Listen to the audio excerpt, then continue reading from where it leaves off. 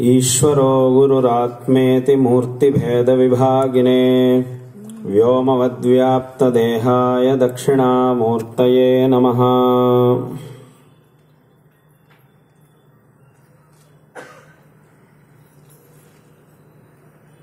शास्त्र का यह उपदेश है कि यस्य देवे परा भक्तिः यथा देवे तथा गुरौ तस्यैते कथिता ह्यर्थाः प्रकाशन्ते महात्मनः। इसका ये तात्पर्य है, यस्य जिस व्यक्ति को देवे परा भक्ति ही भगवान के विषय में अचंचल विश्वास, अचंचल भक्ति रहती है, और यथा देवे तथा गुरौ, जैसा भगवान के विषय में भक्ति है वैसा ही भगवान के प्रत्यक्ष स्वरूप गुरु के विषय में भक्ति जिसको रहती है, तस्य महात्मनः, उसको यहाँ महात्मा ऐसा संबोधित किया गया है। तस्य महात्मनः कथिताः एते अर्थाः प्रकाशन्ते। ऐसा जो भक्तिमान है भगवान के विषय में और भगवान के स्वरूप गुरु के विषय में अचंचल विश्वास से जो रहता है, ऐसा व्यक्ति को गुरु से जो भी उपदिष्ट किया जाता है उसको अच्छी तरह समझकर आचरण करके श्रेय प्राप्त करने का अवसर उसको प्राप्त होता है। तस्यैते कथिता ह्यर्थाः प्रकाशन्ते महात्मनः। क्योंकि एक जगह पर कई शिष्य बैठे हैं तो गुरु एक गंभीर सिद्धांत का उपदेश करते हैं, उसको वहाँ का कितने लोग समझ सकते हैं? कई लोग ही समझ सकते हैं उसको, क्योंकि वो तत्व तो बहुत गंभीर होता है, उसको कई लोग ही समझ सकते हैं।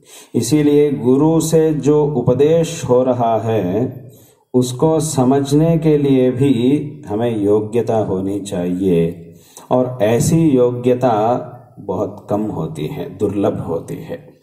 इसीलिए जो ऐसी योग्यता हमें गुरु के विषय में अचंचल विश्वास से रहने से ही प्राप्त होती है। इसीलिए यहाँ ऐसा कहा गया, तस्यैते कथिता ह्यर्थाः प्रकाशन्ते महात्मनः। जिनके पास ये भक्ति नहीं है, गुरु के विषय में विश्वास नहीं है, श्रद्धा नहीं है, ऐसा व्यक्ति को जो गुरु से उपदिष्ट किया गया उसको भी समझने के लिए योग्यता नहीं रहती है। इसीलिए भगवान के विषय में और गुरु के विषय में अचंचल श्रद्धा हमें होनी चाहिए। और यहाँ और एक संप्रदाय भी है कि यहाँ जैसा वाक्य है तस्यैते कथिता ह्यर्थाः, ऐसा कहते हैं। यहाँ और एक अर्थ भी हम कहते हैं, तस्यैते अकथिता ह्यर्थाः, ऐसा भी यहाँ अर्थ है। इत्युक्ते जो अर्थ कहा गया, जो उपदेश किया गया उसको भी समझ सकते हैं, और जो उपदेश नहीं किया गया अकथिता ह्यर्थाः, क्योंकि अकथिताः कथिताः दोनों तरह हम कहेंगे तो शब्द तो एक ही तरह होता है। तस्यैते कथिता ह्यर्थाः ऐसा ही होता है। जो उपदिष्ट नहीं किया गया उसको भी समझने का सामर्थ्य शिष्य को प्राप्त हो जाता है। इसीलिए ऐसा सामर्थ्य जो गुरु विषय में भक्तिमान है उसको प्राप्त होता है। इसका उदाहरण है, जो उपदिष्ट नहीं किया गया उसको भी समझने का सामर्थ्य शिष्य को मिलता है। इसका उदाहरण है महाभारत में एकलव्य, वो इसका उदाहरण है। जब वो द्रोणाचार्य जी के पास गया तो उन्होंने इनकार कर दिया उसका कि मैं तुम्हें धनुर्विद्या नहीं सिखा सकता हूँ, ऐसा कुछ कारण था उनका। उस कारण को उपस्थित करके उन्होंने कहा कि मैं धनुर्विद्या नहीं सिखा सकता हूँ। तो एकलव्य ने क्या किया, द्रोणाचार्य की एक मूर्ति को बनाया और उस मूर्ति को ही आचार्य माना और उसकी आराधना किया। उसके बाद उसका सामने ही वो ऐसा समझ रहा था कि मैं स्वयं प्रत्यक्ष द्रोणाचार्य जी के सामने ही हूँ और वे ही मुझे धनुर्विद्या सिखा रहे हैं। ऐसी भावना के साथ उसने धनुर्विद्या का अभ्यास किया और ऐसा अभ्यास करने से जो प्रत्यक्ष द्रोणाचार्य जी के पास धनुर्विद्या का अभ्यास किया अर्जुन, वैसा ही ये भी बहुत बड़ा निपुण हो गया था। अर्जुन द्रोणाचार्य जी के पास स्वयं प्रत्यक्ष जाकर उनसे धनुर्विद्या सीखा और एकलव्य तो प्रत्यक्ष रूप में वहां से द्रोणाचार्य जी के पास जाकर नहीं सिखाया, परंतु जैसा अर्जुन धनुर्विद्या में निपुण हो गया ऐसा ही एकलव्य भी धनुर्विद्या में निपुण हो गया था, उसके समान हो गया था। यह कैसा प्राप्त हुआ? यही गुरु भक्त के विषय में भक्ति है। यही इसका विषय ही यहाँ कहा गया, तस्यैते अकथिताह्यर्थाः प्रकाशन्ते महात्मनः।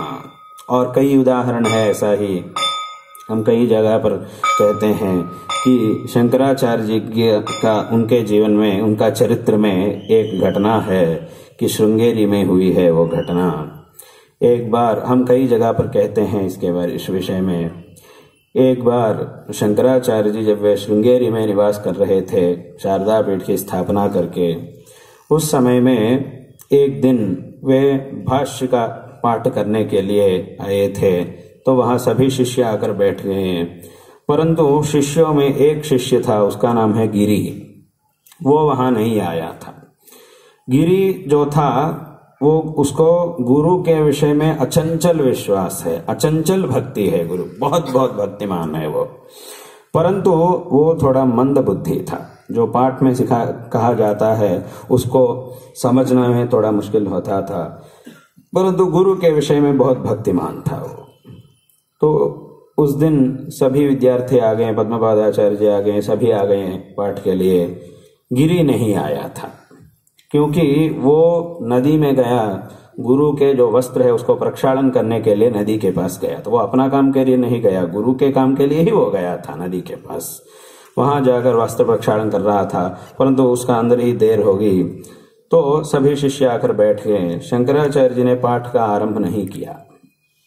तो सभी शिष्य लोग सोच रहे थे कि अभी पाठ का आरंभ क्यों नहीं हो रहा है।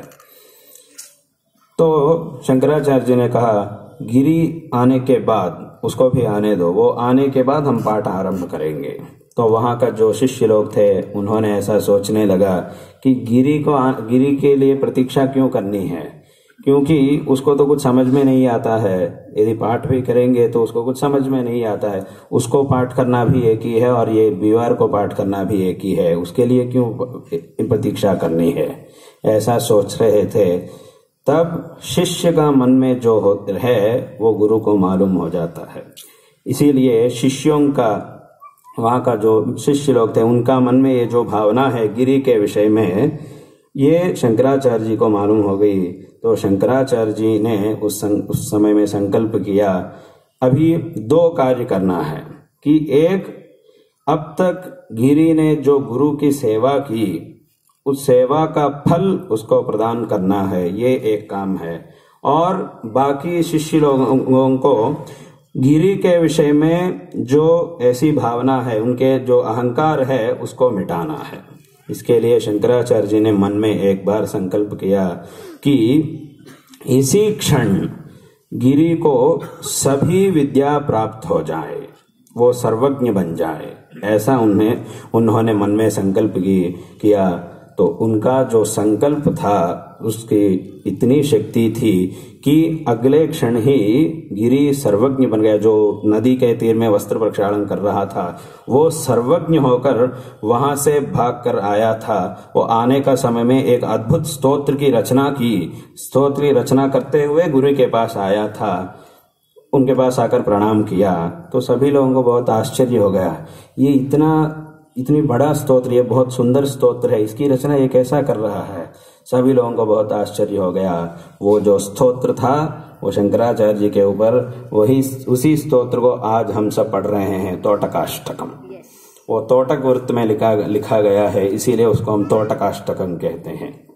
और जिन्होंने जो अनन्य गुरु भक्तिमान जो था गिरी, उन्होंने गुरु के स्तोत्र लिखा, तोटक वृत्त में उनका स्तोत्र लिखा, इसीलिए वही उसके बाद तोटकाचार्य बन गए। शंकराचार्य जी के जो 4 मुख्य शिष्य थे उनमें से ये एक शिष्य थे तोटकाचार्य जी। इसीलिए ये सब इसीलिए कहा। और भी कई उदाहरण है पुराण में, और बहुत बहुत उदाहरण है। आरुणि है, आरुणि का चरित्र है, उसको भी उसकी जो गुरु सेवा थी उसको देखकर गुरु बहुत संतुष्ट होकर उनको अनुग्रह किया कि आज से उसकी वो बड़ी सेवा, वो तो बड़ी कथा है, उनकी सेवा से गुरु बहुत संतुष्ट होकर, उनका गुरु संतुष्ट होकर कहा कि आज से तुम मेरा गुरुकुल से निकल सकते हो, ऐसा कह दिया। तो इसको आश्चर्य हो गया, मैं क्या गलत किया हूँ, क्या अपराध हुआ है मुझसे? तो गुरु ने कहा तुमसे कुछ नहीं, अब कुछ अपराध नहीं हुआ, तुम्हारा विषय में हम इतना संतुष्ट हैं कि हमारे पास यहाँ रहकर अध्ययन करने के बिना ही तुमको सभी विद्या आ जाएंगी, इसलिए तुमको यहाँ अध्ययन करने की आवश्यकता नहीं है। तुम्हारी जो भक्ति है उससे ही तुम्हें सभी विद्या प्राप्त हो गई, अभी प्राप्त हो गई, इसलिए तुम जा सकते हो, ऐसा कह दिया था। ये सब इसीलिए कहा जा रहा है कि गुरु के विषय में, भगवान के विषय में अचंचल भक्ति से जो रहता है, ऐसा ही गुरु के विषय में जो अचंचल भक्ति से रहता है उसको सभी श्रेय प्राप्त होते हैं। यही उस वाक्य में कहा गया, तस्यैते कथिताः अकथिताः ह्यर्थाः प्रकाशन्ते महात्मनः। इसीलिए गुरु के विषय में अचंचल भक्ति, भगवान के विषय में और उनका जो प्रत्यक्ष स्वरूप है गुरु, उनके विषय में अचंचल भक्ति सभी व्यक्तियों को होनी चाहिए। इस पूरा दुनिया में एक ही व्यक्ति है, एक ही आदमी है जिनको गुरु की आवश्यकता नहीं है, वो है केवल ईश्वर। क्योंकि ईश्वर को और कोई गुरु नहीं है, वही सबके गुरु है। और ईश्वर के अतिरिक्त, भगवान के अतिरिक्त जो भी है, सभी व्यक्तियों को गुरु की अपेक्षा है। गुरु के पास जाना ही है और गुरु की सेवा करनी है और गुरु के अनुग्रह को प्राप्त करना ही है। क्योंकि भगवान को तो और कोई गुरु नहीं है, वही सबके गुरु है, भगवान ही गुरु है। इसीलिए हम श्लोक कहते हैं, सदाशिव समारंभां शंकराचार्य मध्यमां अस्मदाचार्य पर्यंतां वंदे गुरु परंपराम। ये जो गुरु परंपरा है ये कहाँ से आरंभ होती है? सदाशिव समारंभा, ईश्वर से ये परंपरा आरंभ होती है। क्योंकि ईश्वर को और कोई गुरु नहीं है, वही सबके गुरु है, इसीलिए उनसे ये परंपरा आरंभ होती है। और ईश्वर के अतिरिक्त जो भी है, सभी व्यक्तियों को ये जो गुरु परंपरा है इसके विषय में बहुत भक्ति से होना चाहिए, रहना चाहिए। सभी लोगों को गुरु की अपेक्षा है। इसीलिए गुरु के विषय में ये जो परंपरा है, सदाशिव समारंभाम, ईश्वर से ये परंपरा आरंभ हुई है। और एक श्लोक कहते हैं, नारायणं पद्मभवं वसिष्ठं शक्तिं च तत्पुत्र पराशरं च व्यासं शुकं गौडपदं महान्तं गोविन्द योगीन्द्र मथास्य शिष्यं श्रीशंकराचार्य मथास्य पद्मपादं च हस्तामलकं च शिष्यं तं तोटकं वार्तिकारमन्यान् अस्मद्गुरून् सन्ततमानतोऽस्मि।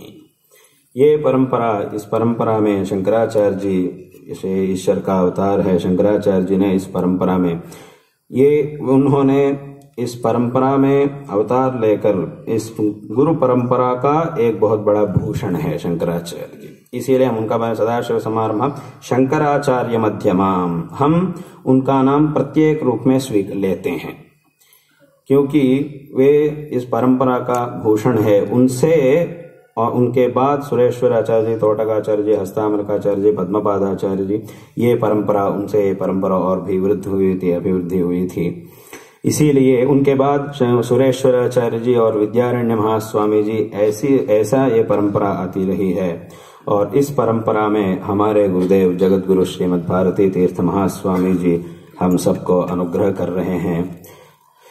हमारे गुरुदेव जगत गुरु श्रीमद् भारती तीर्थ महास्वामी जी, उनकी यात्राओं में कई बार यहाँ आकर, हमारे गुरुदेव भी यहाँ आए थे, हमारे परम गुरु जगत गुरु श्रीमद अभिनव विद्यातीर्थ महास्वामी जी वे भी यहाँ आए थे, और हमारे गुरुदेव यहाँ आकर 2007 में यहाँ दत्त मंदिर में दत्तात्रेय स्वामी के उनका कुंभाभिषेक किया। उस समय में बहुत वैभव से वो कार्यक्रम हुआ था, और अब 12 साल होने के बाद शास्त्र का अनुसार 12 साल होने के बाद कुंभाभिषेक करना है। और जब हमारी ये यात्रा हो रही थी उस समय में 12 साल भी हो गया, 12 साल होने के बाद ही ये यात्रा हो रही है। इसीलिए यहाँ स्वामी का कुंभाभिषेक भी होने वाला है कल। इससे यहाँ स्वामी का, दत्तात्रेय स्वामी का सान्निध्य और भी बढ़ने वाला है, अधिक होने वाला है। उससे जो भी यहाँ आकर भगवान के सान्निध्य में प्रार्थना करते हैं, ये मंदिर सभी आस्तिक महाजनों का श्रद्धा केंद्र है।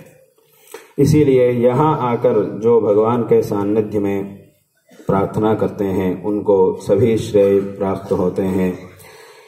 यहाँ हमारे गुरुदेव कई बार यहाँ आकर कुंभाभिषेक किए थे, और इस बार हमारे गुरुदेव के उनकी जो तपस्या है, उस तपस्या से एक कण को, वो तो बहुत बड़ा सागर है, उनकी जो तपस्या है उससे एक बूंद को हम स्वीकार करके ये यात्रा कर रहे हैं और आज यहाँ आए हैं। उसी से वो ही पर्याप्त है। उनकी जो तपस्या है उसमें एक बूंद सभी व्यक्तियों के लिए पर्याप्त है, इसीलिए उसे स्वीकार करके हम यहाँ आए हैं। और उनकी जो कृपा है, उनका जो अनुग्रह है, उसको आप सबको प्रदान करने के लिए हम यहाँ आए हैं। क्योंकि हमारी भावना तो ऐसी ही है कि हम यात्रा में उनका आदेश से, उनकी आज्ञा से हम यात्रा करते हैं। शिष्य का ये कर्तव्य है कि शिष्य क्या करना है।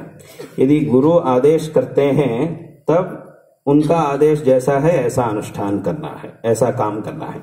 यदि कुछ आदेश नहीं है गुरु के, तो हमें क्या करना है? गुरु के सामने खड़े होकर आदेश की प्रतीक्षा करनी है। यदि आदेश है तो आदेश का पालन करना है, आदेश नहीं है तो आदेश की प्रतीक्षा करनी है। इसीलिए शास्त्र में कहते हैं गुरु शुश्रूषा, शुश्रूषा श्रोतुम इच्छा शुश्रूषा। गुरु जो कहते हैं, जो आदेश करते हैं, उसको सुनने के लिए सदैव उत्सुक होना चाहिए शिष्य। सुनकर उसका आचरण करने के लिए सदैव शिष्य तैयार होना चाहिए, सिद्ध होकर रहना चाहिए। इसीलिए उसको हम गुरु शुश्रूषा कहते हैं। इसीलिए उनकी कृपा से, उनका अनुग्रह से हमने ये यात्रा आरंभ की, और इस यात्रा में आज यहाँ आए। यहाँ आकर हम बहुत संतुष्ट हो रहे हैं, बहुत प्रसन्न हो रहे हैं। हमारी भावना तो ऐसी ही है कि हम यात्रा में कहीं भी जाते हैं तो वहाँ कई लोग जो सेवा करते हैं, ये पूरी सेवा हमारे गुरु के चरणों में समर्पित हो रहा है। यही हमारी भावना है। जो भी यहाँ, क्योंकि हम उनका आदेश से हम यात्रा में निकले हैं, इसीलिए सभी आस्तिक महाजन जो भी सेवा करते हैं वो सब उनके चरणों में समर्पित होती है, और उनकी कृपा आप सबको प्राप्त होती है। इसीलिए हमारे गुरुदेव की कृपा, शारदा चंद्रमौळीश्वर की और हमारे गुरुदेव की कृपा आप सब पर सदैव रहे। यहाँ दत्त मंदिर को पहला से ही श्रृंगेरी संस्थान को और दत्त मंदिर को, यहाँ संस्थान को एक बहुत बड़ा मधुर संबंध है। रामकृष्ण क्षीरसागर ब्रह्मचारी जी जब थे, उनका समय से ही हमारे गुरुदेव यहाँ आते थे, और वे भी श्रृंगेरी आते थे। श्रृंगेरी आकर हमारा गुरुदेव के दर्शन करके, शारदांबा का गुरुदेव का दर्शन करते थे, और हमारे गुरुदेव भी यहाँ आते थे। पहला हमारा गुरुजी और परम गुरुजी यहाँ आए थे, लगभग 36 साल पहला यहाँ आए थे पहली बार।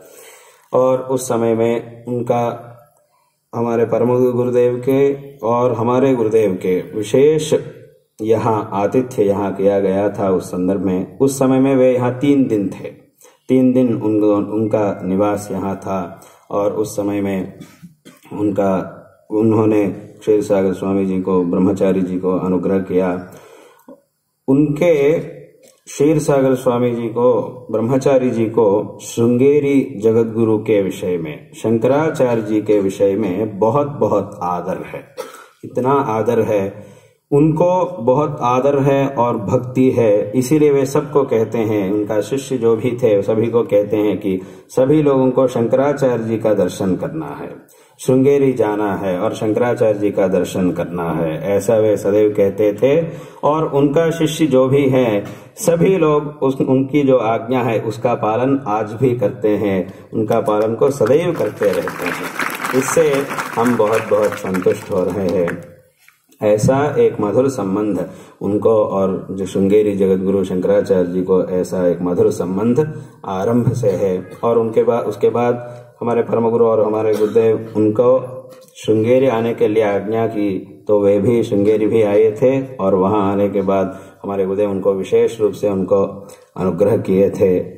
आज हम यहाँ आकर, ये जो मधुर संबंध है ये आरंभ से है, आज हम यहाँ आकर बहुत संतुष्ट हो रहे हैं। इस संदर्भ में आज कई कार्यक्रम यहाँ होने वाला है। इस संदर्भ में शारदा चंद्रमौळीश्वर की और हमारे गुरुदेव की कृपा आप सब पर सदैव रहे। यहाँ जो भी कार्यक्रम हो रहे हैं ये सब भगवान दत्तात्रेय की कृपा से और हमारे गुरुदेव की कृपा से निर्विघ्न संपन्न हो सभी कार्यक्रम। उनका ब्रह्मचार्य जी का यह संकल्प था कि वेद और शास्त्रों का विशेष प्रचार होना चाहिए, वेद विद्या का और शास्त्र विद्या का प्रचार करना है, ये उनका संकल्प था। और उनका संकल्प का अनुसार उनका संकल्प भी वो था। और हमारे गुरुदेव जब यहाँ आए थे, परम गुरुवे जब यहाँ आए थे, उनका मन में जो था वो उनको मालूम था कि उन्होंने भी उनको कहा कि यहाँ वेद और शास्त्रों का प्रचार होना चाहिए और ये विशेष रूप से होगा। ऐसा उन समय में उनका वचन था, हमारे परम गुरु का वचन था। और उसका अनुसार यहाँ विशेष रूप से वेद और शास्त्रों का प्रचार और शास्त्र परीक्षा और वेद परीक्षा इत्यादि यहाँ किया जा रहे हैं। कई लोग यहाँ आकर वेद शास्त्रों में परीक्षा दे रहे हैं, ये बहुत बहुत संतोषजनक बात है। इसीलिए हमने इस यात्रा में, जब हम यात्रा में जाते हैं तो कई एक जगह पर शास्त्र सभा होती है, तो इस यात्रा में हमने सोचा कि जब हम यहाँ आएंगे तो यहाँ शास्त्र सभा करेंगे। जब हम बॉम्बे जाते हैं तब वहाँ शास्त्र सभा होती है, जब भी वहाँ जाते हैं वहाँ शास्त्र सभा हो। तब इस बार हमने सोचा कि यहाँ आने वाले हैं, यहाँ शास्त्र सभा हो, क्योंकि यहाँ शास्त्र वेद शास्त्रों का विशेष प्रचार हो रहा है, इसीलिए यहाँ शास्त्र की सभा हो, ऐसा हमने सोचा। तो यहाँ शास्त्र सभा भी परसों से आरंभ होने वाला है और कई कार्यक्रम यहाँ होने वाला है। इस संदर्भ में ये सभी कार्यक्रम निर्विघ्न संपन्न हो, ऐसा हम इस संदर्भ में आशीर्वाद कर रहे हैं। और यहाँ का जो भी शिष्य है, जो भी सेवा करते हैं, यहाँ का जो भी विश्वस्त है, जो भी भक्त है, सभी लोग यहाँ भगवान की सेवा करते हैं और गुरु की सेवा करते हैं। क्योंकि इस दुनिया में लोगों में कई विभाग है कि एक व्यक्ति बहुत बड़ा श्रीमान है, अमीर व्यक्ति है, और एक व्यक्ति बहुत गरीब है, एक व्यक्ति राजा है और एक व्यक्ति साधारण है। ऐसा कई, एक बहुत बड़ा अधिकारी है और एक सामान्य व्यक्ति है, बहुत बड़ा पंडित है और पामर है।